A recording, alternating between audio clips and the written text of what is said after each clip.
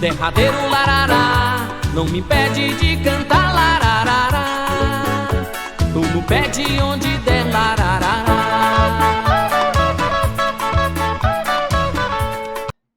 Salve, salve galera da Capoeiragem, eu me chamo Diego, estou aqui gravando mais um episódio do Capoeira Cast.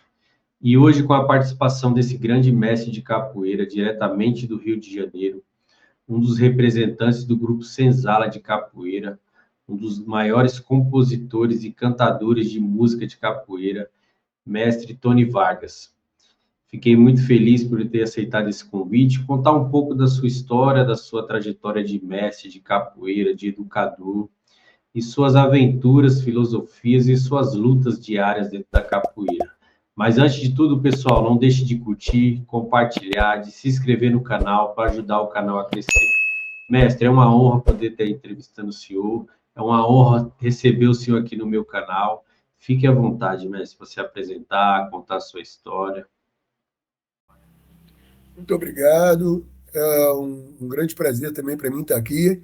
E tudo que se refere à capoeira, que é feito para capoeira com carinho, para mim é muito importante participar, reforçar, porque a gente precisa sempre disso, né? Da capoeira estar sendo vista e sendo cuidada.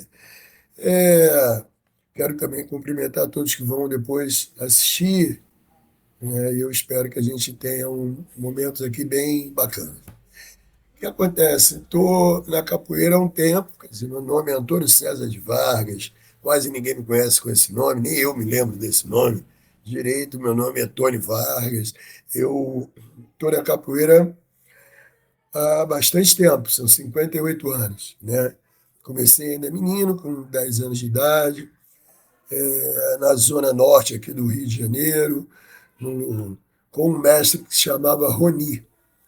Esse mestre, ele passou por uma série de dificuldades, uma história que infelizmente aconteceu muito e ainda acontece com alguns mestres de capoeira, acabou como morador de rua, com um final muito triste, ele não tinha família, e no decorrer desse processo ele foi entrando num processo de loucura também, e eu não pude dar com ele a continuidade que eu gostaria, né?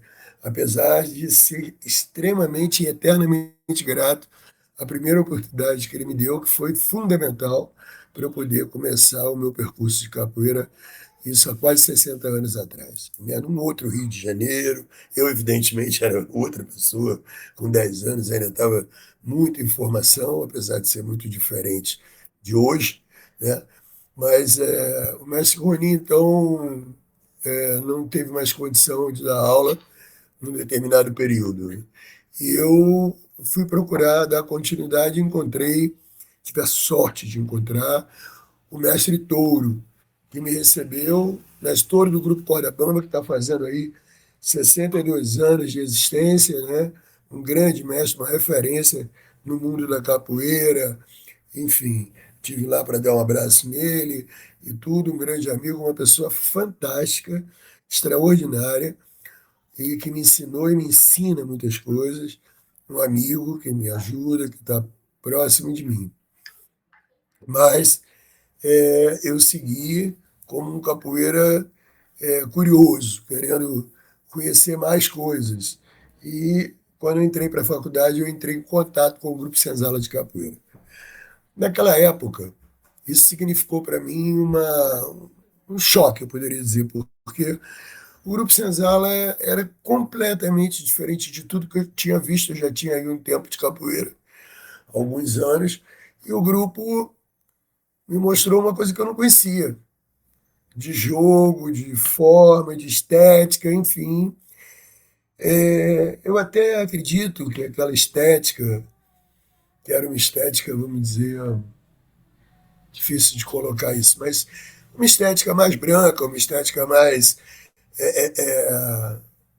estava mais, vamos dizer, na moda, era uma estética mais fácil. Ela me atraiu também, porque eu era um menino pobre também, era um menino, enfim, oprimido, né? Vinha de uma classe oprimida.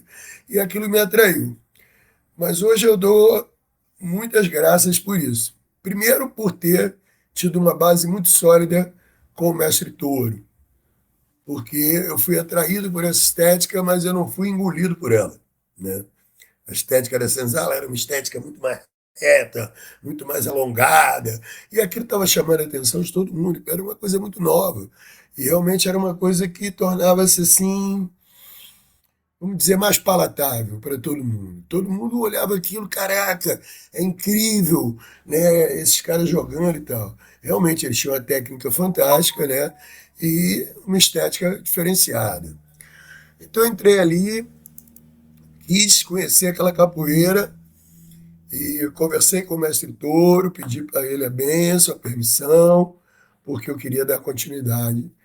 E aí não foi muito fácil, mas eu fui muito direto, fui muito honesto com ele, e é por isso que a gente é amigo até hoje, e eu continuo sendo um discípulo dele, apesar de ter partido nesse momento para fazer o meu caminho com o mestre Peixinho. Que aí não foi nenhuma escolha, aí foi um presente de Deus, né? Colocou ele na minha trajetória, ele me recebeu com muito carinho, mas de uma forma muito diferente de tudo que eu conhecia. Eu fiquei muito assustado, o mestre Peixinho era muito tímido, a senzala era completamente diferente. Ninguém era mestre, ninguém se chamava de mestre, eu chamava todo mundo de mestre, os mais velhos, porque eu vim do subúrbio, vim com outra formação.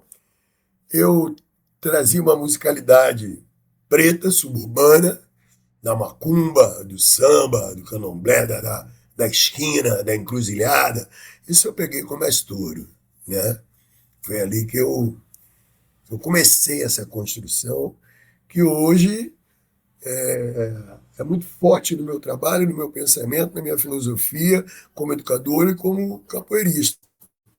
E mais o Grupo Senzala, ou mais especificamente o Mestre Peixinho, me ensinou muito, me mostrou muito e me amparou muito. Teve muita paciência comigo e eu me formei com ele em 1985, peguei a corda vermelha, que não era corda de mestre. Na época ninguém falava isso. Inclusive tenho lá meu diploma, foi o primeiro diploma que ele fez, à mão, né? E ele, no diploma é bem claro, né? Confiro aí a corda vermelha, e nada, a palavra mestre não aparece em momento algum, né? Se eles mesmos não se chamavam de mestres, né? Então, que eles formassem não ia ser mestre mesmo. E eu entendi isso muito bem. E eu acho, até hoje, isso, para mim, faz muito sentido. Apesar do Grupo Senzala ter mudado um pouco, né, nessa nova configuração aí contemporânea, as pessoas que pegam a corda vermelha acabam sendo titulares mestres por suas comunidades, enfim, de alunos e tudo mais.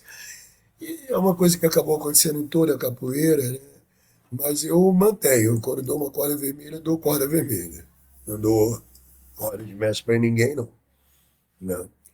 E aí, isso, a história brevemente é essa, mas no meio desse caminho aí teve muita coisa, né, que aconteceu. E essa é a minha formação de capoeira, né, que não para, porque a capoeira é isso, ela é uma vida.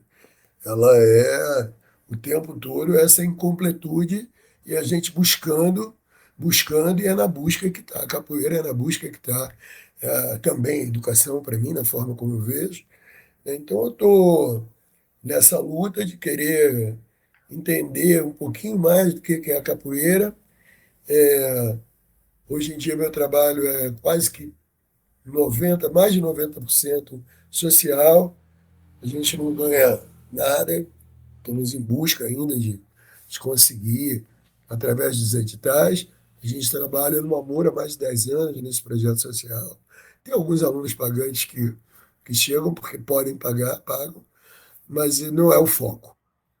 Aí eu consigo, como eu vivo só de capoeira, eu consigo sobreviver viajando, que é essa viagem que eu, no caso, eu vou fazer para a Europa, que eu faço dentro do Brasil, dando workshops, palestras, enfim, e, e com isso eu vou conseguindo uma remuneração para viver, né? Com muito prazer, com muito orgulho de estar fazendo isso na capoeira.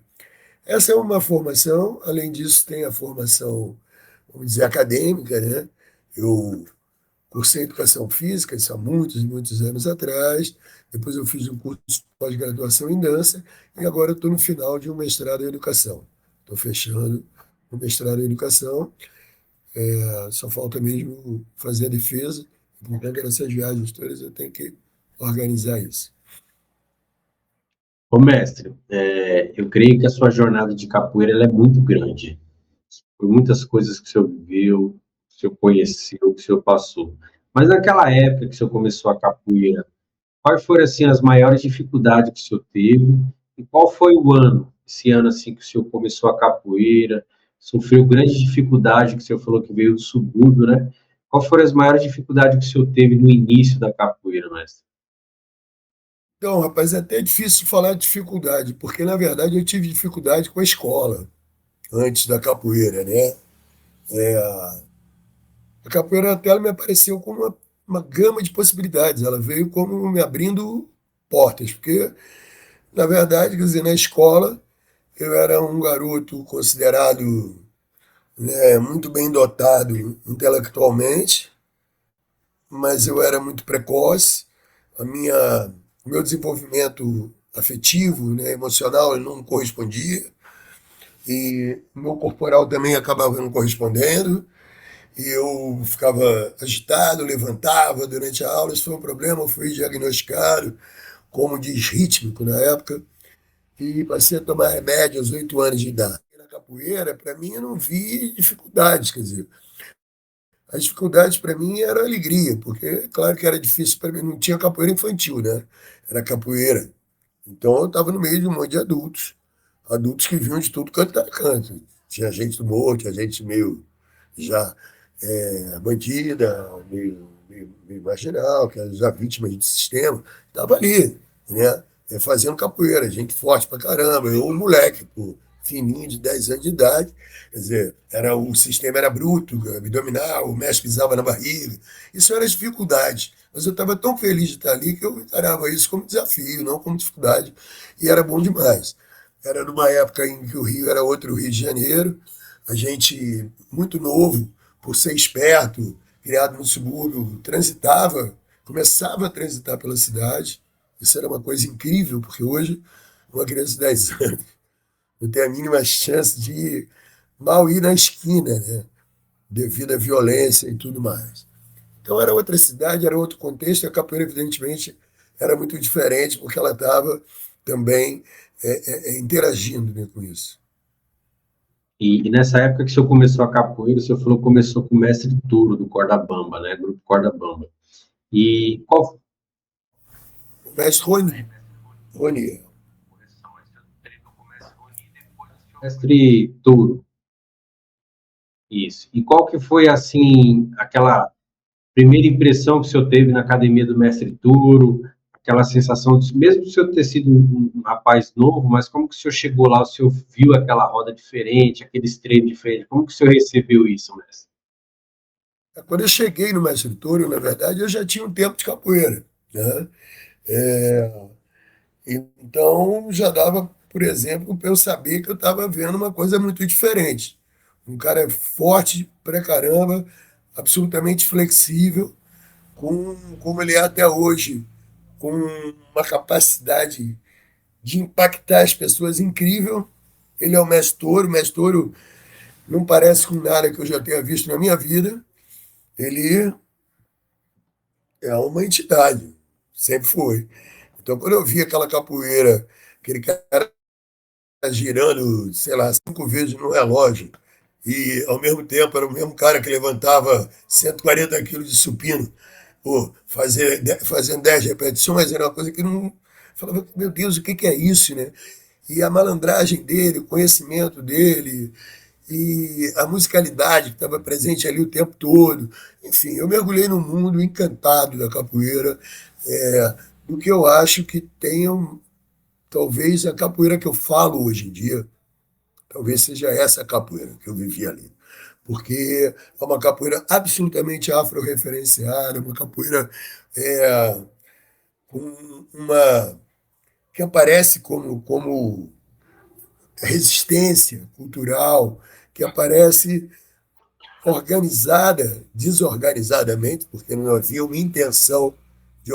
E, e o mestre estava lá, e ele era o cara e acabou, cheio de mistérios, de mandingas, de saberes, como ele é até hoje.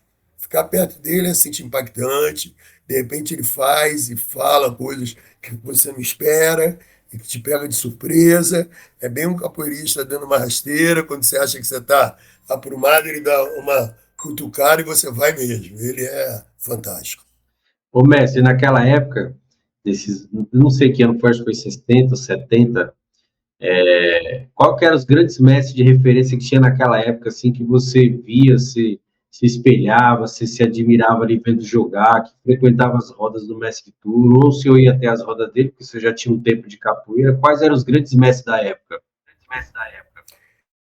Então, bom, o próprio Toro era e é um nome até hoje, né? O irmão dele, o Mestre Dentinho, era uma. Esse é um capítulo à parte. O Mestre Dentinho era. Você vê, esses caras são tão incríveis, cara, que o Mestre Toro está vivo e tem uma estátua feita para ele na Penha. Quer dizer, né? O Mestre Dentinho era outra coisa, outra entidade, outra coisa. Os dois eram fantásticos. É, aí tinha o Mestre Mentirinha, o Mestre Paulão, irmão dele. Pô, é tanta gente, a gente fica sempre com medo de esquecer alguém muito importante, né? Mas tinha um mestres fantásticos, o mestre Zé Pedro, o mestre Martins, o mestres mais velhos, né? Que são. Era uma base, que a gente queria parecer com eles, queria se espelhar neles, né? Mestre Rui Henrique, mestre Canela. É uma galera antiga de capoeira, né? Mestre Medeiros, que já, muitos deles já partiram, mestre Corvão, né? Pessoas, mestres assim, realmente impressionantes, que frequentavam o mestre Touro, e que o Touro frequentava a roda deles com a gente também. A gente ia junto, o mestre me apresentou esses mestres todos. Tem um mestre que eu já conhecia, e que para mim, aliás, tinham alguns que eu já conhecia, como o mestre Maria também, que era uma pessoa fantástica.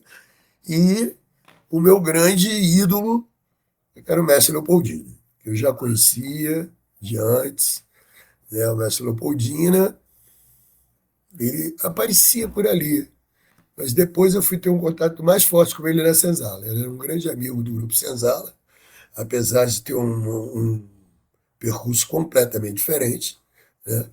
E ele foi meu grande ídolo, como cantador, compositor, para mim não tem igual, com todo respeito aos mais velhos todos, que são grandes cantadores e grandes compositores, mas o mestre Leopoldino tem a marca da capoeira do Rio de Janeiro, tem uma marca daquela indolência daqui do Rio, dessa brincadeira, dessa coisa do carioca de gozação, de brincar, e tem a marca do samba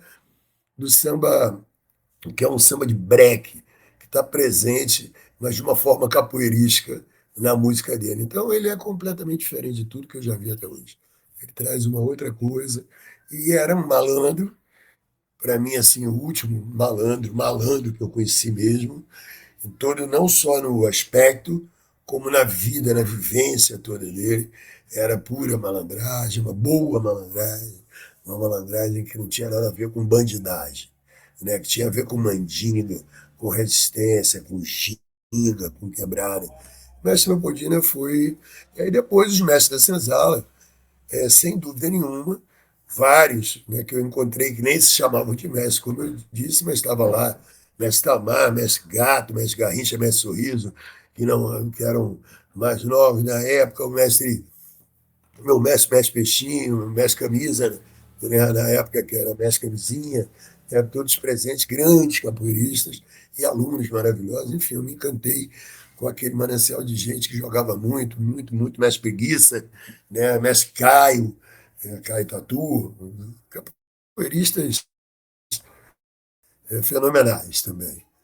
Todas essas eram pessoas que compunham um todo, né? Aqui no Rio de Janeiro ainda tinha o mestre Moraes, estava aqui como goleiro, quer dizer, então a gente tinha uma galera muito boa de capoeira e muito especial. Eu vejo assim que a capoeira ela evoluiu muito, né, conforme o tempo, que a capoeira ela deu aquela organizada, deu aquela inflada também em muitas coisas. Mas aquela capoeira que o senhor jogava na época do início, até na década que o senhor já tinha um entendimento de capoeira, para a capoeira de hoje, o senhor acha que a capoeira deu uma boa evoluída, deu uma boa organizada, mestre? Mas eu tenho muito medo dessa questão do evoluir, sabe? Porque fica parecendo que alguma coisa era muito primária e hoje em dia você tem uma coisa que partiu daí que é muito melhor. Eu não consigo ver dessa forma, né? Eu acho que, por exemplo, do ponto de vista de organização, sim, é verdade. Quer dizer, a capoeira conseguiu se organizar, com isso conseguiu chegar em outros lugares, né? Isso é um trabalho, inclusive, que parte muito do Grupo Senzala. Quer dizer, depois do mestre Bimba, nos anos 30, né, de levar a capoeira para dentro de um recinto fechado, criar uma metodologia, né? E com isso atingir pessoas de outras classes sociais, enfim, de outras, né, inclusive pessoas brancas e tudo mais, tirar da rua, da marginalidade. 30 anos depois, eu acho que o outro salto que a capoeira dá está ligado ao nome Senzala. Está ligado a Senzala, porque a Senzala sistematiza uma série de coisas e é, traz uma organização, como você colocou, que vai ser a organização que vai para o mundo, né? Com sistema de graduação, e mais tarde várias criações que são na senzala, a calça de capoeira, a camisa, o logo, várias e várias coisas que estão ligadas à organização, que são boas e são ruins. São boas porque, num primeiro momento, ajudam a gente a organizar, para trabalhar, para quem vive de capoeira, para quem faz da capoeira a sua profissão. Por outro lado, muitas vezes estagnou um processo de capoeira, porque muita gente se prendeu e ficou preso nisso. Ficou preso no símbolo, ficou preso na bandeira, ficou preso na corda. Isso virou o quê? Quer dizer, virou corrente, né? Ao invés de ser uma coisa libertadora, que a organização pode ser muito libertadora, pô, né? Poxa, se organizou, ficou mais fácil, pô, né? Mas ela pode ser muito complicada. De repente você fica todo certinho organizado, capoeira não é isso. Capoeira precisa do improviso, capoeira precisa também, né? Também. Então essas coisas não conseguem, às vezes, conviver. Quando não consegue, é muito ruim. Qualquer coisa só improvisada hoje não sobrevive, né? E qualquer coisa também que seja toda organizadinha, toda cartesiana, foge dos princípios do axé da capoeira e vai acabar ficando esvaziada, acabar ficando uma prática, como diria lá o Nego Bispo, sintética, uma prática falsa, uma prática que não é de verdade, né? Aí a gente está aí no meio dessa confusão aí.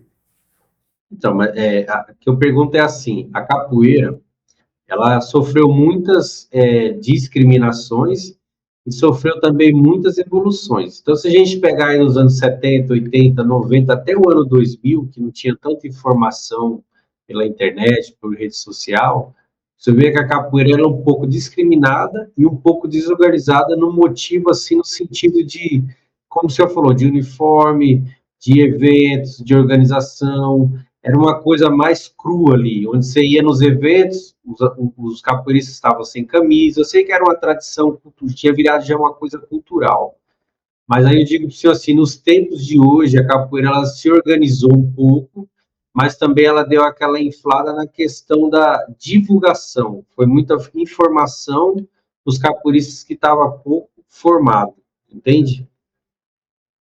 Então, a gente vive esse problema, quer dizer, a gente tem um problema de, de, de confundir, mas esse não é um problema da capoeira, é um problema da sociedade. A gente está vivendo um momento onde se confunde muito informação com formação, né? Então as pessoas abrem aí uma inteligência artificial e tem um texto pronto sobre um autor, sobre isso, sobre aquilo. Tem gente querendo usar na universidade tudo. Os textos são todos cópias de IA, não tem um pensamento do autor por trás, muitas vezes, quer dizer, isso já está causando vários problemas, inclusive no meio acadêmico.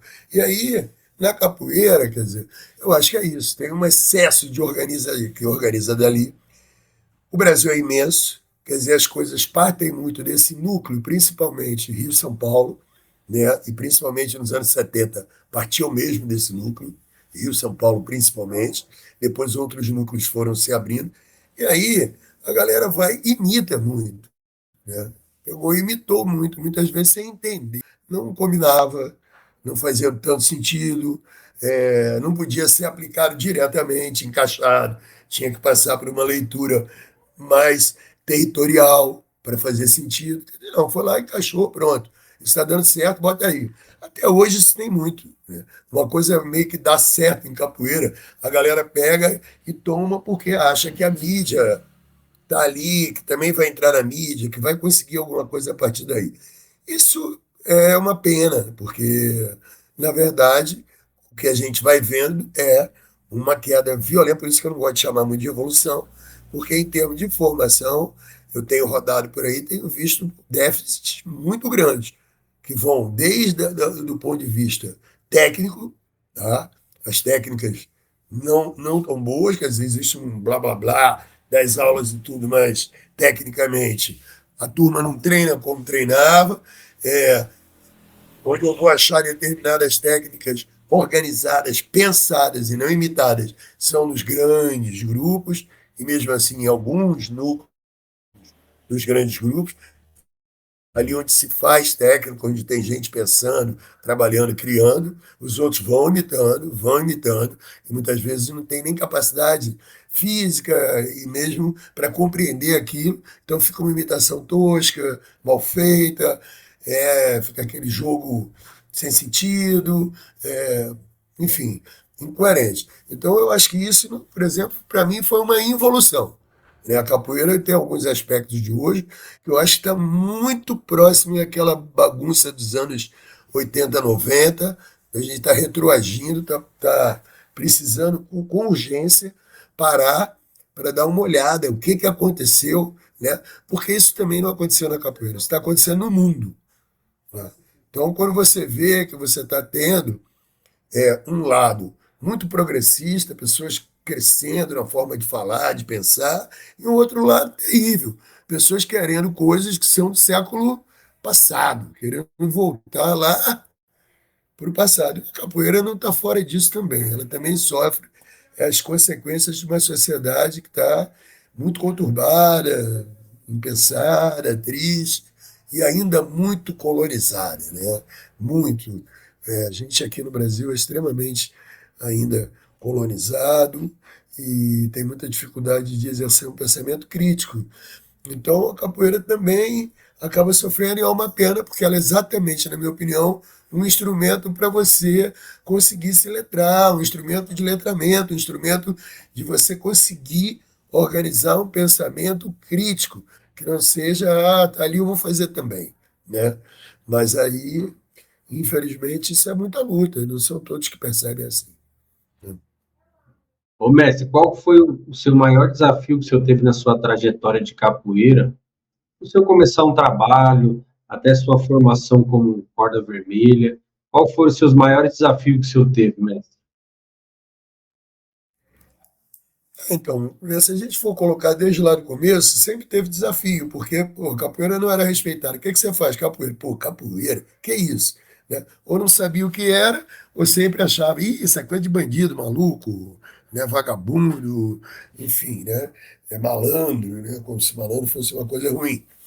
E você criança, quer dizer, o meu primeiro mestre de capoeira, o mestre Rony, ele falou, olha, não fala para ninguém que você está fazendo capoeira. Porque senão você, tipo assim, você, a criança não vai ter como explicar isso. Então fazia meio que escondido, né? Durante bastante tempo. O mestre Toro já era outro esquema, né? Os desafios era poder, como menino branco, acompanhar aquela negritude toda, né? Mas eu acho não, eu tenho certeza, que isso tudo estava em mim, já estava escolhido há muito tempo. Eu já tinha sido escolhido e eu também já tinha escolhido. Então, eu ia lidando com isso. Não chegava a ser também uma dificuldade, não. Era muito bem recebido, né? É, eu acho que quando eu chego na Cesala, eu tenho um grande desafio. primeiro grande desafio. Porque a capoeira que eu jogava não parecia com nada que estava posto ali. Então, tive um trabalho de meio que ter que esquecer. Mas, graças a Deus, o meu corpo não esqueceu o que eu tinha aprendido. Então, eu vivia num. Pô, isso aqui não está legal, mas ao mesmo tempo estava legal, porque estava dentro de mim. Então, eu tive essa luta interna, não foi fácil. Depois foi a época da violência. A violência foi muito grande, eu não gosto de violência, mas eu acabei ficando muito violento. E quando eu me percebi ficando violento e começando a naturalizar a violência em mim, aí eu parei com a capoeira. Dei um tempo, falei, ó, entreguei todo o meu trabalho, falei, não, eu não vou fazer isso porque eu não posso fazer isso com a capoeira, né? E aí eu passei um bom tempo, foram 8 anos que eu passei indo na capoeira, participando, arrumando coisas para o meu mestre, fazendo música, mas sem o compromisso de dar aula, fui dar aula na universidade, já trabalhava com crianças, eu expandi o meu trabalho como educador e fiquei na capoeira, mas de uma outra forma. Eu não digo parar, porque o capoeirista de verdade, isso eu fui entender depois, que eu nunca consegui parar. As oportunidades todas que eu tive de mostrar o meu outro trabalho, o trabalho de música que eu tenho com criança e tal, eu nunca usei sempre para capoeira, né? Então, na verdade, eu não estava ali do jeito que eu já tinha estado, na verdade, mas eu estava ali, né? E o Disco da Senzala, por exemplo, foi no momento que eu estava parado, tem 12 músicas minhas, eu ajudei o mestre a organizar o disco, enfim, a concepção do trabalho e tudo. Então, eu estava ali, eu que arrumei pra gente no Jô Soares na época, eu que arrumei pra gente no Sem Censura na época, que eram programas, né, muito importantes. Enfim, eu estava ali trabalhando pro meu mestre, pelo meu mestre e, e pela capoeira, mas não dando aula. E eu estava me curando, porque eu acho que eu fiquei doente com aquela violência toda. E aí foi um momento muito difícil, a volta foi muito difícil. A capoeira disse para mim: volta que eu quero você aqui. O meu mestre Peixinho, disse: o lugar é teu para sempre.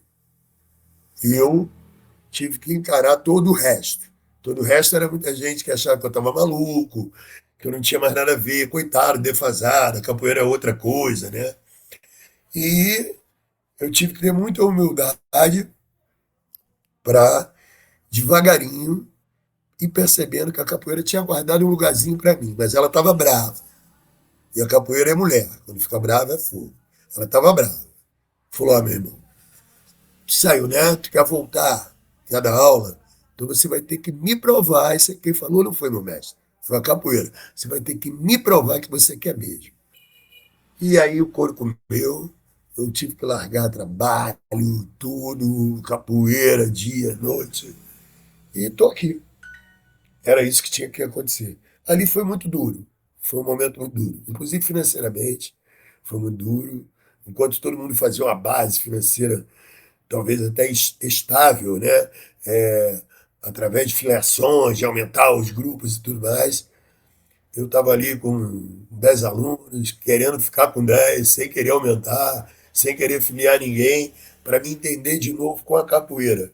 E graças a Deus, os presentes que ela me deu foram comensuráveis. Eu sou uma pessoa bem humilde na minha vida, não tenho grandes coisas, nada, mas os presentes que eu ganhei não são.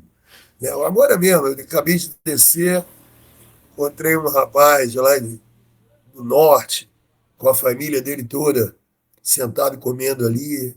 Mestre Tony Vargas me parou, emocionado, me pediu uma foto na frente do pai dele, da esposa.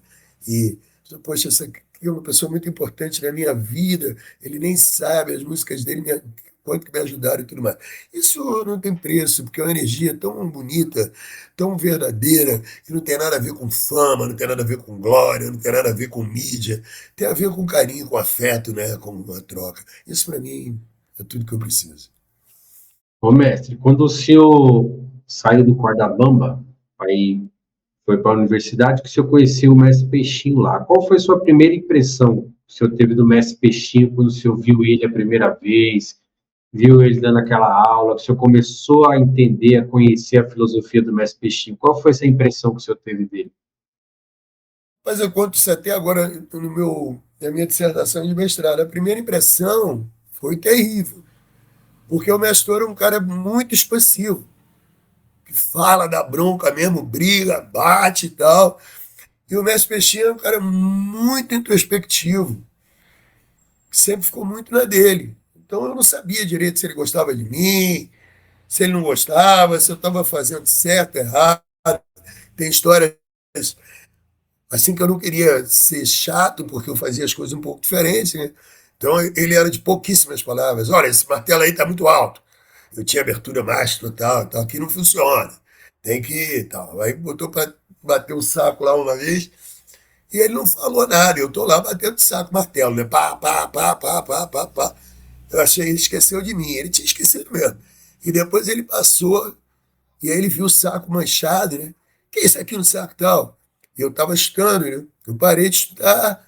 Falei, ó, estava morto de cansado. Falei, é sangue, mestre, mas é aqui do meu pé é muito fino. Mas por que tu não parou? Eu falei, o senhor não mandou, pô. E eu acho que ali ele entendeu também que ele estava na frente de uma pessoa diferente. Ele falou, rapaz, quando fosse, pô, vai lavar o pé, para, não precisava continuar. Eu falei, não, precisava, mestre, o senhor mandou, eu vou fazer até cair, né?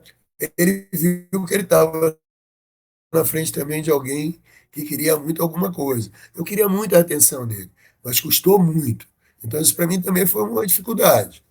A aula era diferente, tinha uma dinâmica completamente diferente, toda organizada, tudo tinha um porquê, eu tinha que pensar, eu gostava disso. Eu gostava disso. Eu precisava pensar ali, pô, pá, vai para cá, para lá. E ele, muito aos pouquinhos, foi me dando liberdade, conversando um pouquinho comigo. Às vezes eu sabia de onde ele ia à praia, eu fingia que era por acaso, aí ficava ali um tempão esperando para falar um olho, uma coisa com ele, até que ele foi padrinho do meu casamento, padrinho do meu filho, e padrinho do outro casamento, fez minha aliança, foi o cara, a gente brinca que ele foi o padre, né, do meu segundo casamento, agora do meu casamento atual. E, e aí realmente a gente passou na coisa de professor-aluno, de mestre-discípulo, para amigo, para filho, pai, irmão, já nem sei, e a gente perdura com isso, porque ele não está mais fisicamente entre nós, mas ele está presente, enquanto o meu ancestral, né? E eu cultuo isso, até por conta da minha religião e tudo mais, e cuido disso, né? Dessa ancestralidade posta que se chama seu Marcelo, mestre Peixinho. Tá? O mestre Peixinho, ele foi uma pessoa muito importante na sua vida, como mestre, como educador, como amigo, né? E como padre do seu casamento. Só que eu falo assim, o mestre Peixinho, durante esse decorrer dos anos que o senhor conviveu com ele foi uma pessoa que te mostrou bons caminhos dentro da capoeira, te direcionou para vários lugares que ficou marcado para a história do senhor como mestre de capoeira hoje. A Peixinho abriu a janela do mundo para mim, né? O primeiro encontro europeu de capoeira a gente fez junto, ele me levou, para dizer, ou foi um encontro, por exemplo, que é histórico, que abriu portas para tudo que acontece na Europa hoje, em termos de capoeira, né? Foi uma organização que não existia. Existia uma meia dúzia de gato pingado dando aula. A gente faz o primeiro encontro europeu em 87 na, na França, em Paris. Isso, quer dizer, isso é o mestre. É muito difícil, velho, falar sobre o mestre Peixinho, porque é tanta coisa. Eu acho que tem coisas que são muito maiores do que ele ter me ensinado capoeira. Ele me ensinou capoeira. Quer dizer, cada detalhe do meu jogo ele ensinou. Ele, por exemplo, eu vim com o canto já dentro de mim. Ele abriu as portas para isso. Ele não era cantador, mas ele me incentivou. Ele não gostava muito de poesia, mas ele nunca me proibiu de fazer a poesia. Muito pelo contrário. Ele dizia, não entendo bem isso, mas vai lá, vai lá. É, então, eu era uma pessoa que não queria que eu fosse parecido com ele. Ele nunca quis que eu fosse colado nele, sempre quis que eu desenvolvesse aliás, não só eu, todos os alunos dele, né? Que ele sempre quis que cada um se desenvolvesse a partir daquilo que tinha, das suas verdades, das suas potencialidades. Então, o mestre era uma pessoa extremamente generosa, sábia, né? É, em termos de tocar berimbau, tocar atabaque, fazer berimbau, fazer um atabaque, eu não conheço, entendeu? Não conheço. E as técnicas, né? Que muitas técnicas que a galera usa aí, foi ele que desenvolveu muita coisa, né? Então era um cara fantástico de estar do lado, um cara que era tímido, mas ao mesmo tempo, quando ele tinha, como era o caso da gente no final da vida, ter muita proximidade, ele era engraçado, tinha um bom humor, era muito legal. Não tem como descrever Mestre Peixinho. Mestre Peixinho é luz, é luz. E quando o senhor se incluiu dentro do grupo Senzala, o senhor começou a desenvolver a sua metodologia de aula, começou a montar o seu próprio trabalho. Como é que foi que o senhor sentia assim, pô, estou começando a ter o meu próprio trabalho? Foi difícil o senhor montar um trabalho de capoeira naquela época? Como o senhor falou que o senhor parou, voltou. Como é que foi montar o seu trabalho, recomeçar seu trabalho dentro da capoeira novamente? Para começar um trabalho não foi difícil, não. Eu estava lá do lado do meu mestre, um cara técnico pra caramba, um cara que ditava as paradas técnicas ali. Eu estava ali do lado dele, bebendo direto na fonte, treinando dia e noite, tudo que eu podia, fim de semana com ele e tal. Então, para mim foi muito simples, porque eu, quando comecei a dar aula, eu simplesmente fazia o que meu mestre me ensinou. Simplesmente mostrava o que ele tinha me ensinado, né? E eu sempre tive um poder de ensinar, de falar com o público, isso era uma coisa minha desde pequeno, que eu desenvolvi na capoeira mesmo. Então, eu comunicava bem, tava, sempre respeitei muito o mestre, então quando ele colocava uma crítica, eu absolutamente absorvia, analisava e tentava mudar, né, para melhorar. Com isso, acho que eu fui melhorando. Aí não foi muito difícil para mim, foi mais difícil o meu trabalho com crianças, que aí eu não tinha quem, não tinha alguém que tivesse feito isso antes, né?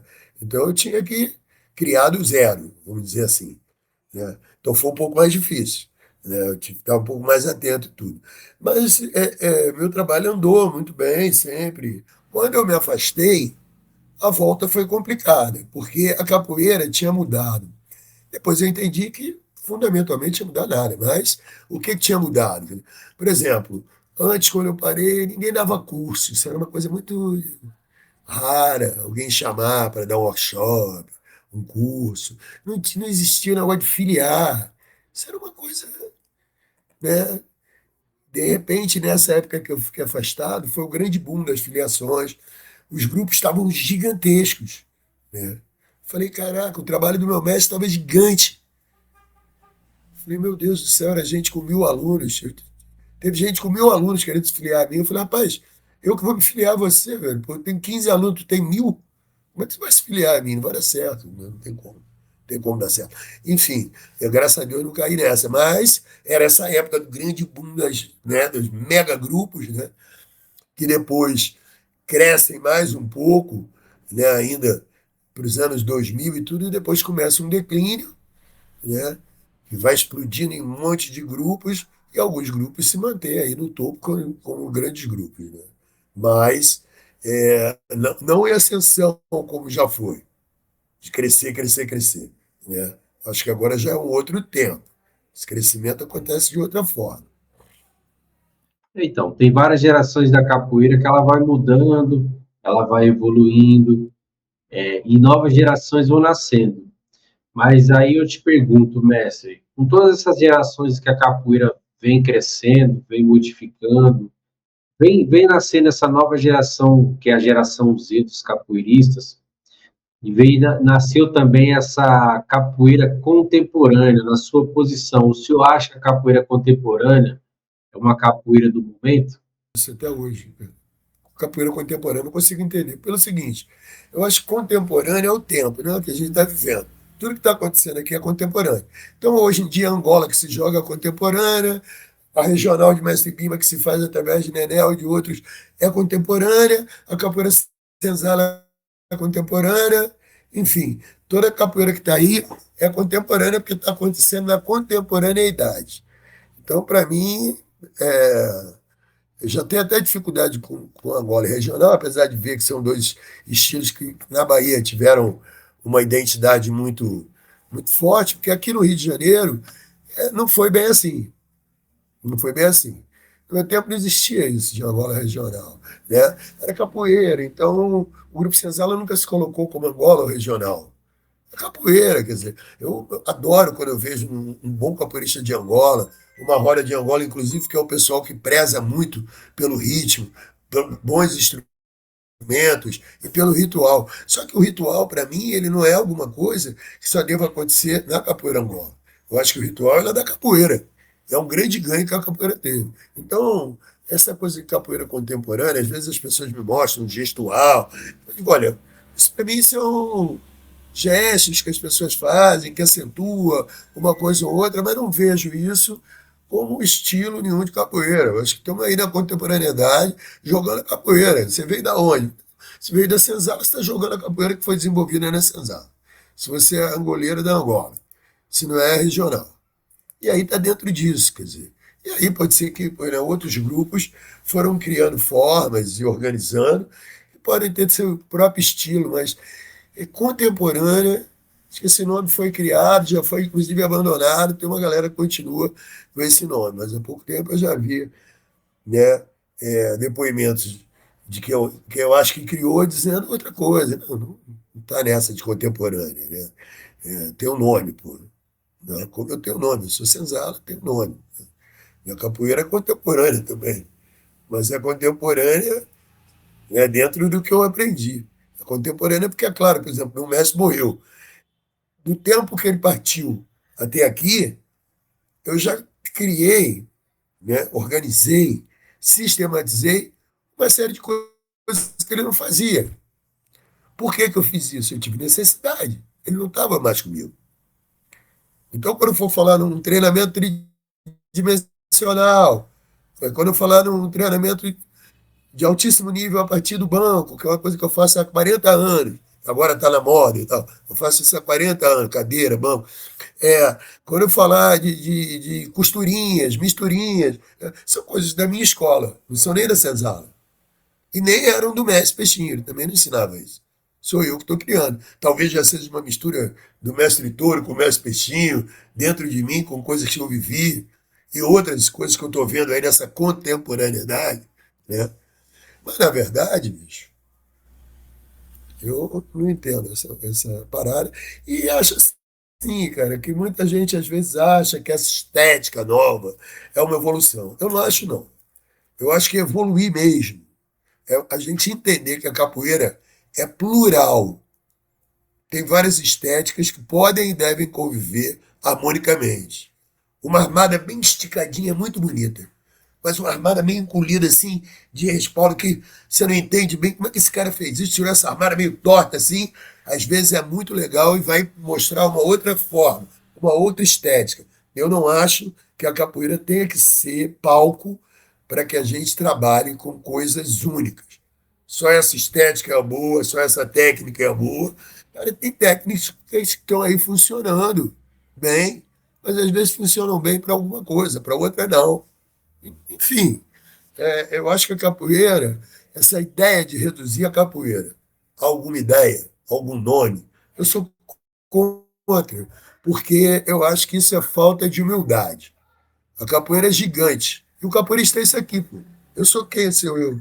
Estou aqui falando de capoeira, mas na minha realidade. A capoeira é muito maior do que eu. Muito maior do que eu. Imagina, né? Então, eu não tenho que dizer como é que a capoeira é, que o certo é esse ou aquele, porque eu faço assim, que essa estética é uma estética evoluída. Uma vez eu ouvi uma coisa, porque isso seria a evolução da capoeira do mestre Bimba. Pelo amor de Deus. É muita ousadia achar que tem capacidade, que alguém tem capacidade para evoluir a capoeira de São Bento. Você está entendendo? Pô, ele deixou uma coisa que tem uma coerência tão grande, uma beleza tão grande, uma estética tão própria. Tem que evoluir na área ali, meu irmão. Aquilo ali é capoeira regional. Pode evoluir dentro da regional. É inventar uma outra coisa é dizer que é evolução daquilo, porque não é. E não evolui o que seu Bimba fez, que era um gênio, pô. O que vai fazer é colocar outras coisas, algumas coisas que vão se adaptar um pouco à contemporaneidade. Mas é como eu penso também, né? Respeito os outros também. Não, mas como o senhor citou do mestre Bimba, o que eu quero falar é assim, a capoeira do mestre Bimba foi criada num tempo que era bem antigo. Então, assim, a capoeira ela foi evoluindo, como o senhor falou também, que o senhor não usa a mesma filosofia que o mestre Peixinho, o senhor implantou a sua filosofia dentro do seu trabalho. Mas, assim, o que eu quero falar para o senhor tentar passar assim, que a capoeira ela foi evoluindo conforme a necessidade do povo, do tempo. Que, assim, o tempo veio chegando, a nova geração veio chegando, e teve aquela necessidade de ter algumas mudanças, algumas implantações novas, para quê? Para se adaptar a novos tempos. Entendeu, mestre? Então, assim, como veio uma nova geração, veio novos capoeiristas e veio muita informação, então, através dessa informação, creio eu que veio muita coisa nova dentro da capoeira. Não mudando, mas assim, que veio implementando para a capoeira melhorar. Eu não sei se o senhor tem esse mesmo ponto de vista, que o senhor é muito mais antigo do que eu, entendeu, mestre? Não, eu acho que assim, pontos de vista são muitos, né? Na realidade, assim, eu não mudei nada da filosofia do Mestre Peixinho, tá? A filosofia do Mestre Peixinho é a forma como ele vê a capoeira, como ele pensou a capoeira, que ele achou que era capoeira. Eu acho a mesma coisa. Então eu não mudei nada. O que eu fiz foi uma necessidade, às vezes técnica, de é, incrementar algumas coisas para dar continuidade ao trabalho dele, não para evoluir o trabalho dele. Porque se ele tivesse vivo, ele estaria dando continuidade. Então, como ele não está, eu tento dar continuidade a partir de uma base que ele deixou muito boa, né? O que já é muito difícil, porque o que ele deixou é muito perfeito, é muito bom.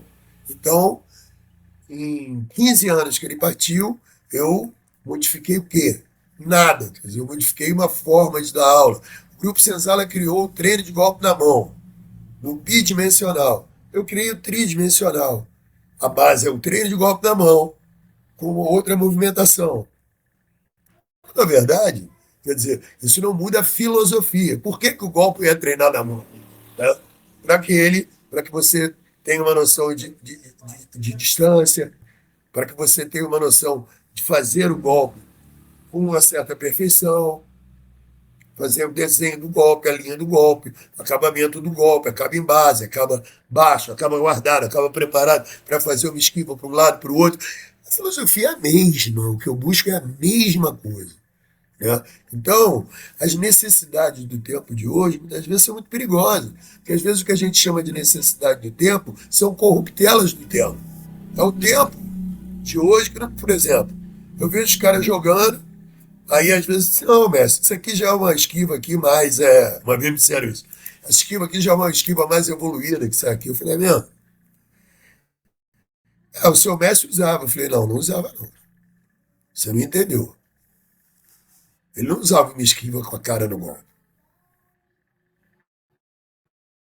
Não, mas uma vez eu vi que ele falou, ó, eu não vou nem discutir isso, porque não era isso. Você viu, mas não entendeu nada. Era uma diagonal que ele fazia contra o golpe, isso é complicadíssimo, não dá para explicar. Então eu falei para a pessoa, agora que você está fazendo, só dá certo, porque você joga a 1 quilômetro de distância, meu amigo.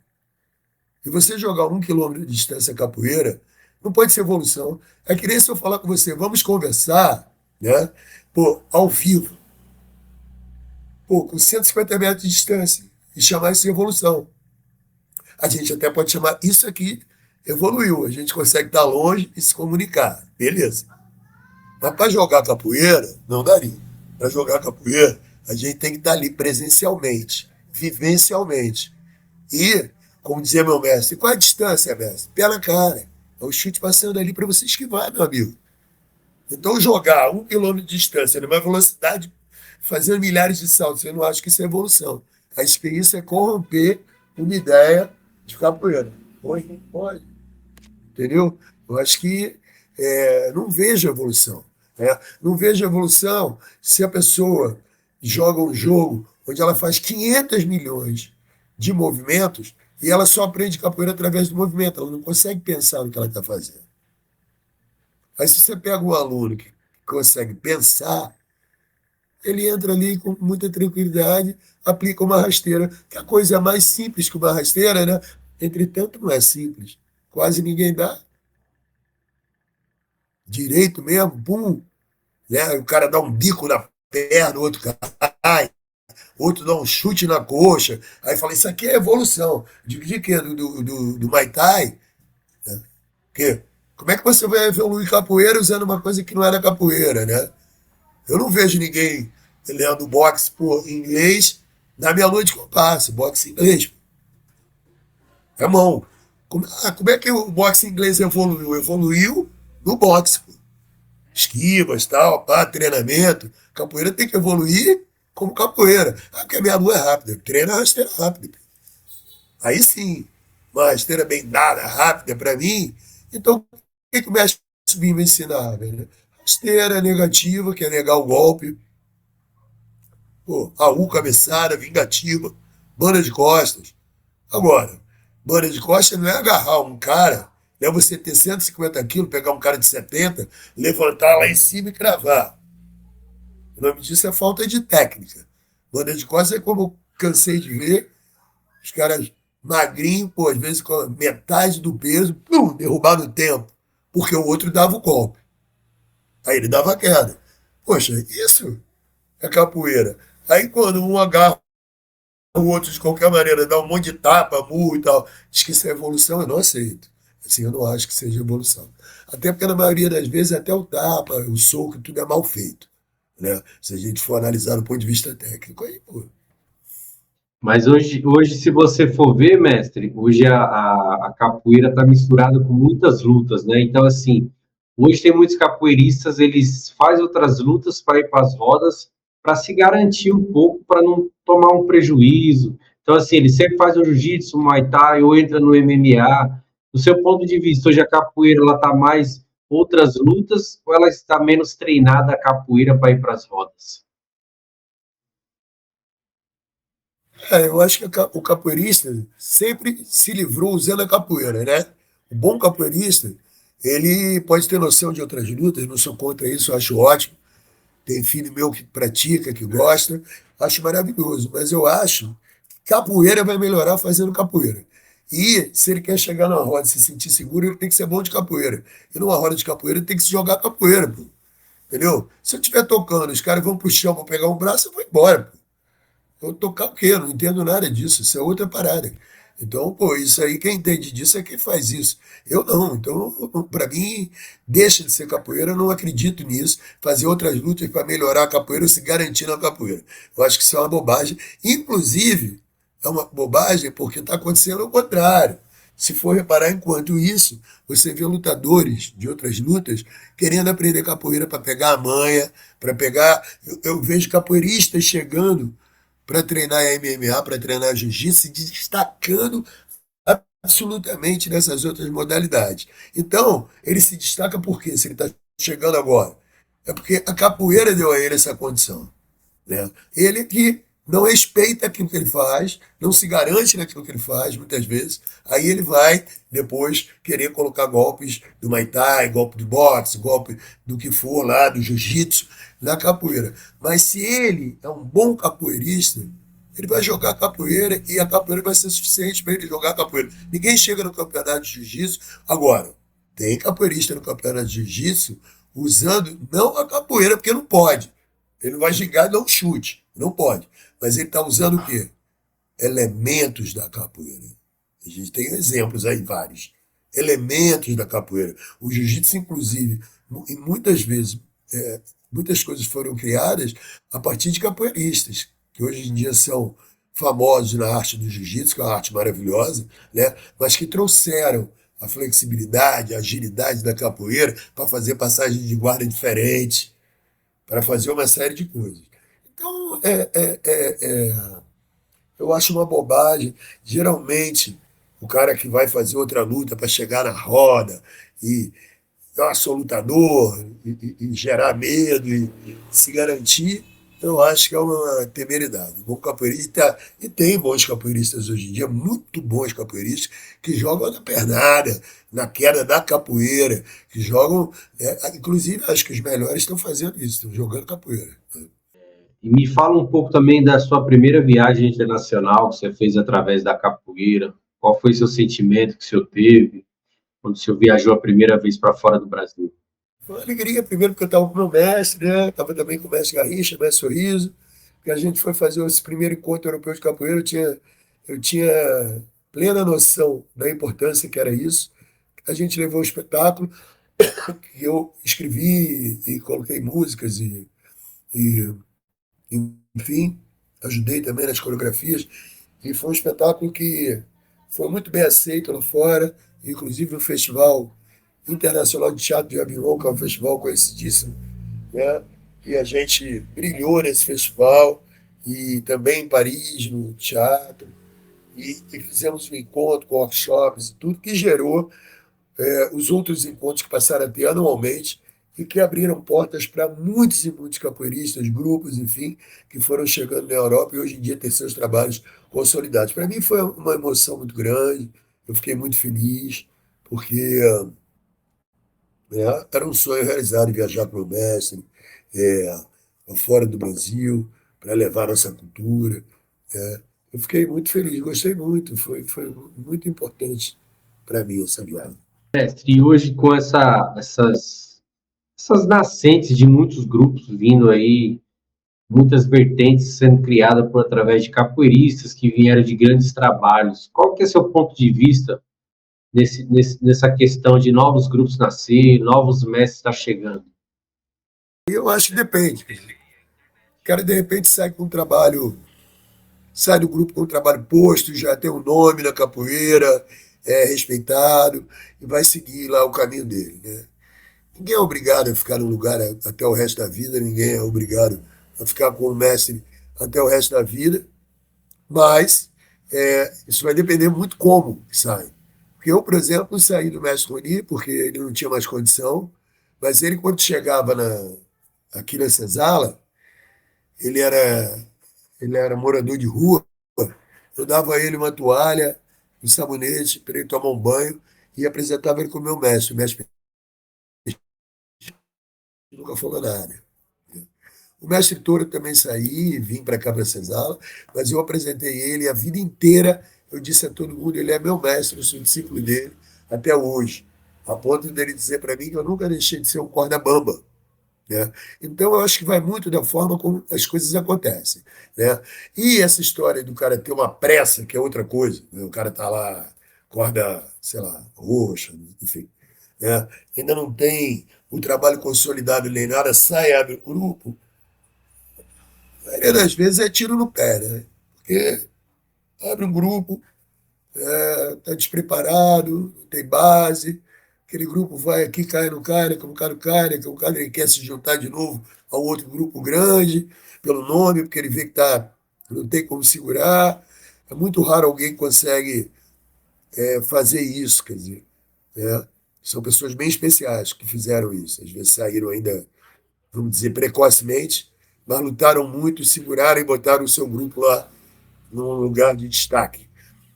Muitos outros não. Então fica essa coisa também de hoje que a gente tem que analisar, que hoje em dia o aluno, às vezes você bate o pé com ele: ó, isso aqui não está legal. Então vou embora. Vai. Muitas vezes ele vai prestar um de serviço. Que aí, como ele quer inventar, e hoje em dia todo mundo quer inventar um negócio, isso é incrível, é a febre do inventar. Aí o cara começa a inventar umas coisas que tem sentido nenhum, né? E isso é muito ruim, porque criar alguma coisa não é tão simples, né? Eu acho que é alguma coisa que a gente tem que ter muito cuidado. E as coisas estão aí, estão postas, vamos aprender antes de querer inventar. Mas não adianta, é a fase, é essa coisa esse, essa coisa da mídia mesmo, que fica incentivando isso, né? Todo mundo quer chegar lá para falar alguma coisa. É impressionante como tem a quantidade que tem de gente que sabe qual é a chave para ser feliz, a chave para ser rico, a chave para ter muito aluno, a chave para ter não sei o que. Todo mundo tem uma resposta maravilhosa. Olha, você está ganhando pouco capoeira, eu vou lhe dizer como você vai ganhar. É. Vai ver que você está ganhando, dizendo como que o outro vai ganhar, ainda não conseguiu ganhar, né? Enfim, eu acho isso tudo são doenças do nosso tempo, né? Infelizmente a capoeira não consegue ficar fora. Mas o senhor falou uma coisa importante, assim, todo dia as pessoas inventam coisas. São capoeiristas que saem de grupo, corda azul, aí fundam um trabalho, já viram mestre, aí o cara já funda um trabalho, já cria uma capoeira diferente, já cria um toque diferente, já cria não sei o que, já cria regra diferente. Então o senhor falou uma coisa muito importante, nós estamos na época da inventação, todo mundo inventa, né, mestre? Dizer que, na verdade, a própria capoeira dá conta disso. Porque é o seguinte, por exemplo, pô, tem um monte de mestre. Né? A minha pergunta é assim: se for fazer uma roda para sentar para discutir capoeira em alto nível, quem senta? Né? Quando alguém procura para fazer um livro de capoeira, quem é procurar?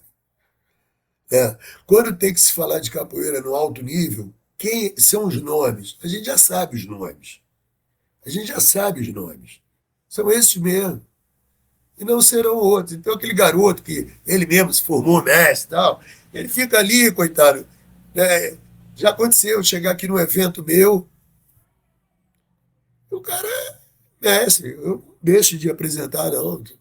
Mestre, ganhou o título de mestre, mestre. Aí o cara não consegue, não consegue fazer a aula porque não tem capacidade técnica para acompanhar a aula. Não consegue jogar, às vezes, com corda laranja, terceira corda.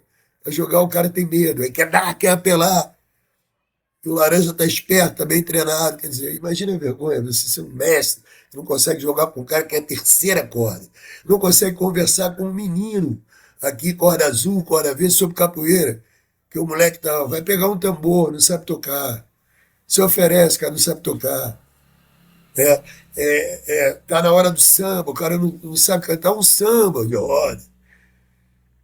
As pessoas deixam ele de lado. Às vezes eu fico com pena, trago para cá, não, cheguei, filho, pô, tal. Pô, mestre, eu tô começando, então, não fica por aqui, meu amigo, tal, mas o que eu posso fazer? Quer dizer, então é ruim para a pessoa que às vezes não vai ter coragem suficiente para aprender, vai ficar ali dizendo que sabe. A tendência dessas pessoas é formar pessoas que sabem menos que elas, para elas se manterem aqui, e é isso, o nível da capoeira cai. É uma pena.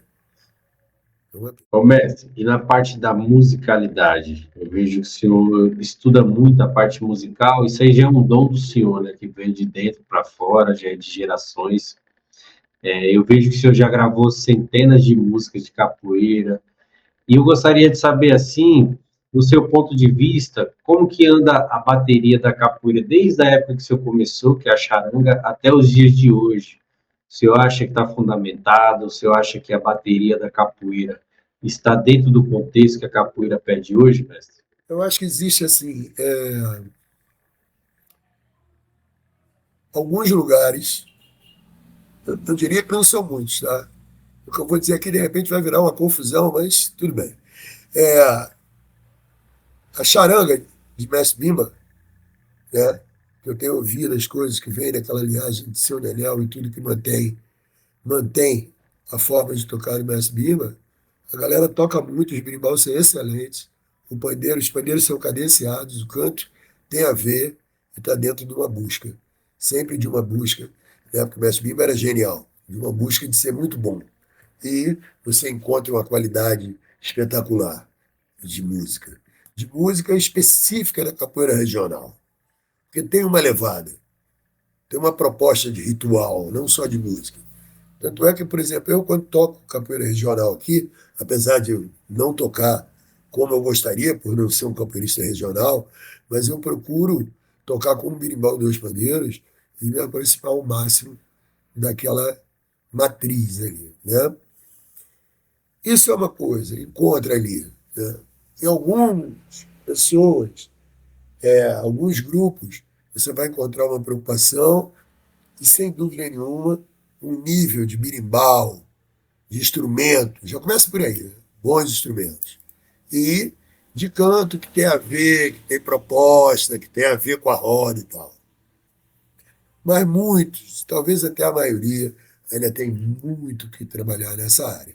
Apesar de ser uma área que vem crescendo, que a galera está mostrando interesse. Mas tem muito que trabalhar, porque começa por um bom instrumento. Você não encontra bons instrumentos, na maioria das vezes. Então, um instrumento mal cuidado, às vezes até comprou um bom instrumento, mas não foi orientado como cuidar. Então, detalhes bobos que vão fazer o instrumento, um bom instrumento se perder, né? Perder a qualidade. Isso é uma coisa. Em geral, a capoeira Angola tem uma musicalidade muito boa, bons instrumentos, excelentes cantadores. Em geral, é onde eu encontro, apesar de eu não ser um goleiro e nem frequentar tanto assim a capoeira Angola, frequento muito pouco, por não ser um goleiro, mas o que eu vi por aí sempre, tudo que eu pude ver, que eu pude observar, estando lá e também encontrando, com o povo de capoeira Angola, um nível muito bom. Fora isso, quem não é um goleiro, claro que tem alguns que são pessoas, mas eu também não preciso nem ficar falando não, porque todo mundo já sabe quem são eles também. São pessoas que mantêm uma qualidade muito grande no seu trabalho, em tudo. Então, também nessa parte tem uma qualidade, um cuidado, uma pesquisa, né? Muito bacana, está sempre aparecendo novos cantadores, novas músicas, coisas assim cuidadas, né? Você vê que tem um cuidado, tem uma preocupação. Eu acho que é isso. Não estou aqui para julgar ninguém, que um é melhor, não. Mas às vezes é descuidado. O cara pega um berimbau de qualquer jeito, te dá uma pedra quebrada para você tocar, uma baqueta que não é um pau de churrasco. Então não tem cuidado, né? Às vezes por falta de conhecimento, né? Aí quando você pode, você vai lá e ajuda. Pode. Acho que é isso. Ô, mestre, e as suas canções, eu vejo que o senhor segue aquela tradição do Grupo Senzala mesmo, assim, bem raiz. E eu vejo que o senhor escreve muitas composições, já teve muitos álbuns gravados. Essas inspirações que o senhor tem das músicas, o senhor cria da onde? Do senhor mesmo? O senhor lê muito? Como que o senhor faz para buscar essas inspirações? Para criar essas músicas que têm muito fundamento. Eu sempre fui uma pessoa de ler muito, mas eu acho que não é por aí. Quer dizer, na verdade, eu acho que as músicas elas vêm muito para mim por intuição, né? Uma coisa que eu atribuo mesmo a uma ligação ancestral mesmo e dentro da minha perspectiva eu acho que tem a ver com a espiritualidade, com isso tudo. Então eu recebo a música e isso acontece muito, muita música feita na hora e tal. Eu nem acho que seja muito assim uma coisa da senzala, eu acho que é uma coisa minha, né? Acho que é uma coisa minha. Eu sempre tive, eu até como já disse para você aqui na entrevista, eu acho que eu desenvolvi isso muito no Mestre Touro e tive a oportunidade de colocar em prática, vamos dizer assim, aqui na Senzala com o Mestre Peixinho. Com o Mestre Peixinho, né? Não é na Senzala, com o Mestre Peixinho, especificamente. Uma pergunta que eu tenho, mestre. O senhor já sofreu algum tipo de preconceito com as suas músicas? Quando o senhor faz alguma homenagem a alguma entidade, um orixá da religião, o senhor já sofreu alguma discriminação pelas suas canções? Olha, não sofri não. Uma vez um mestre disse para mim o seguinte, foi a única vez que tocaram nesse assunto diretamente. Seu disco é muito bom, mas sem esse negócio de você ficar falando de candomblé. Aí eu falei para ele, meu querido, eu não falei de candomblé. Onde que eu falei de candomblé? Ah, não, que você fala uma coisa desse santo, não sei o quê. Eu falei, bom, você está se referindo ao Baluaê. Aí sim, eu fiz uma homenagem ao meu pai de cabeça, que é o Orixá Obaluaê. E ele falou, mas aí tem muita gente que não gosta, porque é de outras religiões. Eu falei, muito simples, elas não têm que comprar o disco, eu não obrigo ninguém a comprar o disco, inclusive não vou na casa de ninguém, nem na praça pública, ficar dizendo, não, compra esse disco, eu não faço isso. O disco está lá, agora está lá nas redes todas, né? Todo o meu trabalho está lá nas plataformas, quem vai lá é porque quer, né? Ou, se você não gosta, como é que alguém vai cantar essa música? A gente começa, essa música não é para cantar, para alguém cantar, né? Foi para eu cantar, fiz para eu cantar. A música de Obaluayê, eu sou filho de Obaluayê. Quem não acredita, não cante, pula. Ou então nem compro disco, nem ouvo disco, não tem problema nenhum. Então eu sou muito direto nisso. Eu sou do candomblé, né? E essa é a minha religião. Eu acho que capoeira não tem religião, mas a capoeira e as religiões de matriz africana comem no mesmo prato, que elas vêm na mesma matriz cultural, na mesma matriz, na mesma luta, elas comem no mesmo prato. E eu nunca vi capoeira candomblé, eu nunca vi capoeira católica, eu nunca vi capoeira umbanda. A capoeira está ali. O capoeirista que tem suas escolhas religiosas, eu acho que a capoeira ela tem inclusive uma coisa que é fantástica. Ela tem uma espiritualidade posta que não tem nada a ver com religião nenhuma. É da própria capoeira. Então, isso por mim, por exemplo, talvez seja uma das coisas mais incríveis que a capoeira tem. E não permito muito essa coisa do preconceito. Eu acho que eu sou tão claro na minha posição que eu acho que as pessoas não se atrevem muito a chegar com preconceito no meu trabalho, não. Até porque eu não dou espaço para isso, né? Não dou mesmo, não tem espaço para isso. Eu sou claro, eu não estou escondendo de ninguém, eu sou do candomblé. Sou filho de santo rodante do candomblé.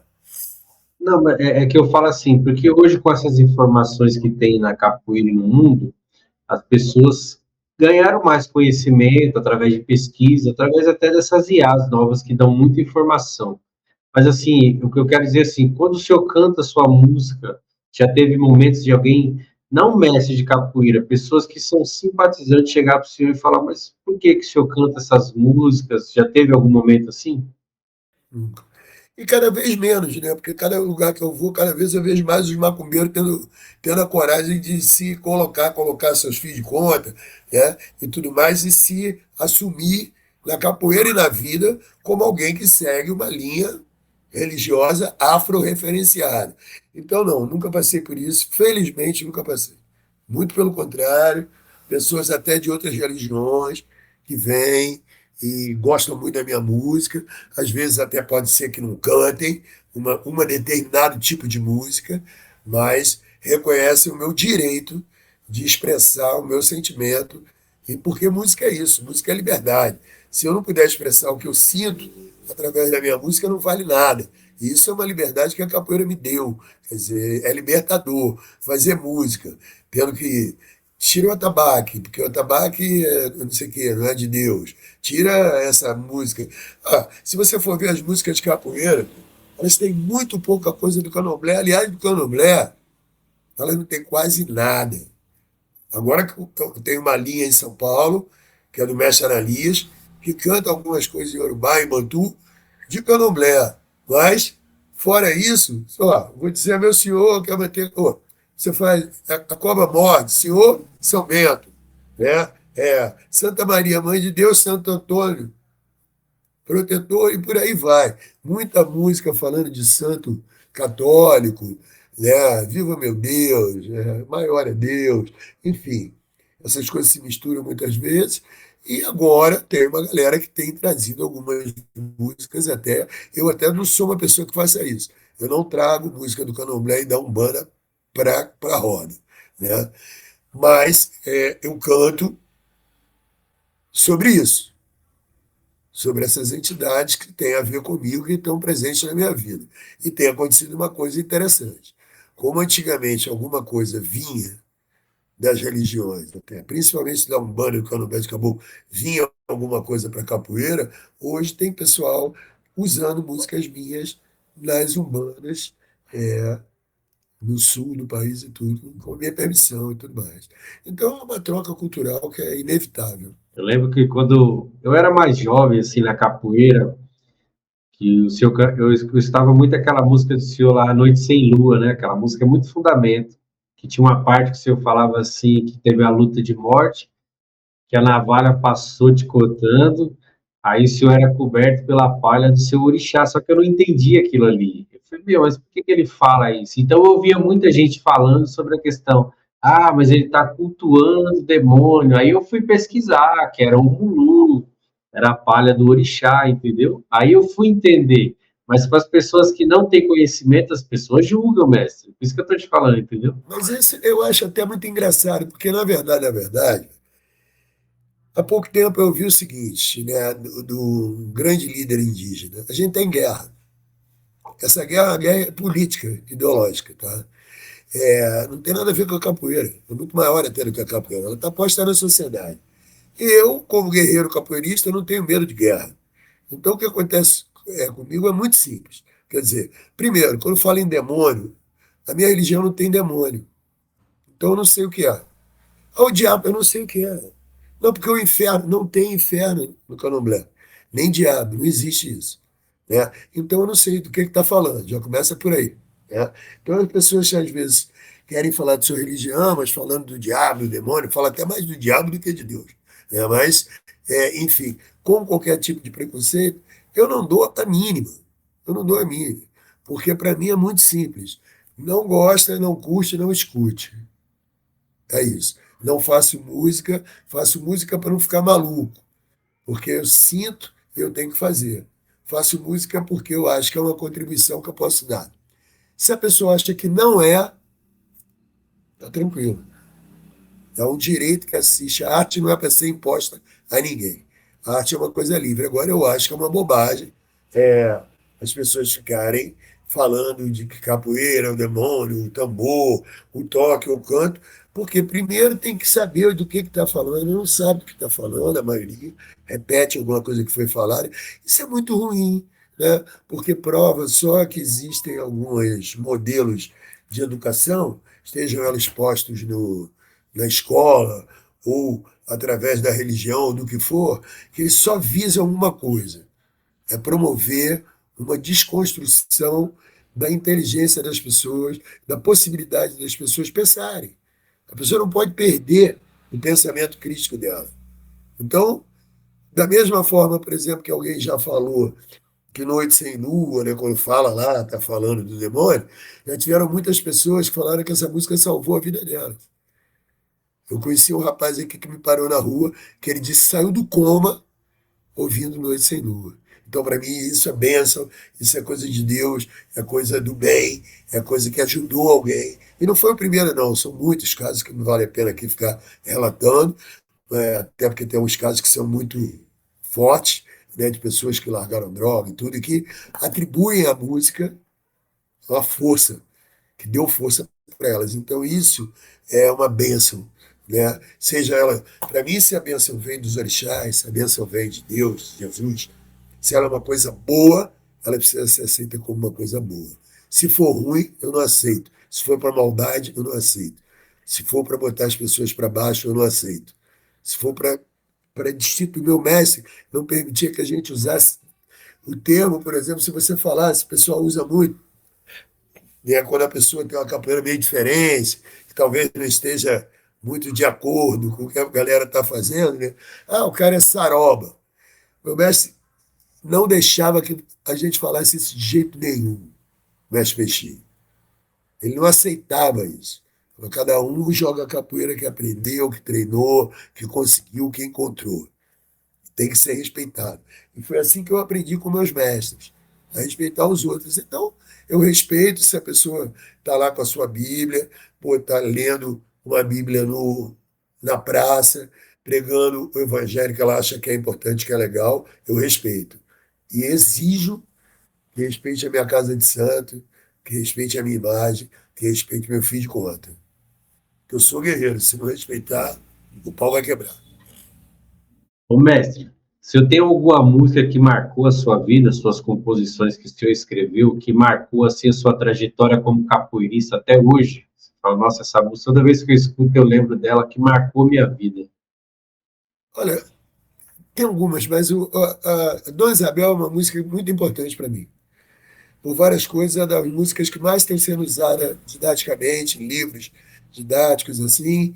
Eles entram em contato comigo, as editoras pagam, né, tudo para usar a letra de Dona Isabel. Eu acho que ela é uma música fundamental, porque ela serviu para desmistificar uma inverdade, né, histórica, né, que era colocada. Então, por exemplo, eu já sofri de um pessoal espírita um certo repúdio, porque eles louvam a princesa Isabel. Ah, você não pode fazer isso, que o espírito dela é um espírito de luz. Falei, olha, você me desculpe, né, não entendo nada sobre o espírito dela, mas realmente, a partir do ponto de vista histórico, eu só estou dizendo que não foi isso que aconteceu, e não foi. Né? Ah, ela era uma pessoa boa, bom, eu não sei, não conhecia, de repente era uma pessoa boa, mas não foi isso que aconteceu. E é preciso que o povo preto saiba que quem protagonizou a libertação dos escravos foi o povo preto. Foi a luta do povo preto. Não foi princesa nenhuma europeia, branca, de jeito nenhum. Isso é mentira. Isso agora é amplamente divulgado. Mas na época a música usa também do lado direito. Na verdade, eu quando cheguei na senzala, eu vim do cordel.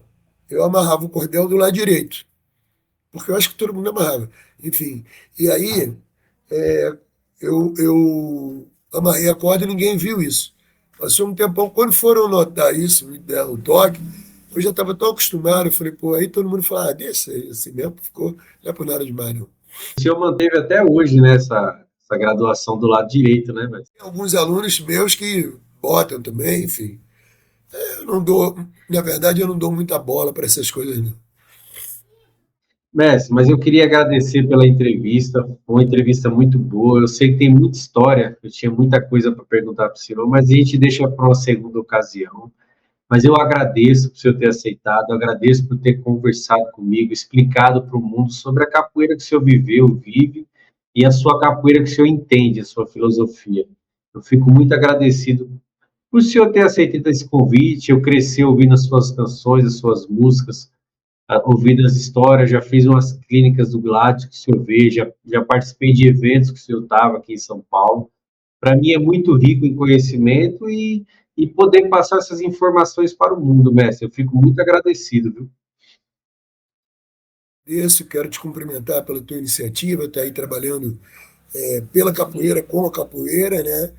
E dizer isso, eu estou sempre aqui disponível para isso, meu espaço aqui, o Ilha de São Peixinho, está aberto aqui sempre para todos que queiram vir, trocar uma ideia e tudo. Aqui a gente faz uma pesquisa sempre muito grande de capoeira, de música, de treino, de técnica, de tudo. E estamos sempre aqui, de samba, de roda, brincando, curtindo, recebendo as pessoas com muito carinho. Muito obrigado, que Deus te ilumine, as forças do bem te abençoem, né? E que a nossa capoeira seja sempre bem quista, né? Que a gente possa brigar por ela. Amanhã eu estou viajando para isso, para novamente defender um pouco da minha cultura, da capoeira, enfim, daquilo que a gente acredita. Tá bom? É isso. Axé e luz. Valeu. Pessoal, não deixe de curtir, compartilhar, de se inscrever no canal para ajudar o canal a crescer. Não custa nada, pessoal. Chega lá, dá um likezinho e deixa a capoeira rolar. Muito obrigado a todos e fui! Bimba biriba minquidiga Tacu de arame cabaça barriga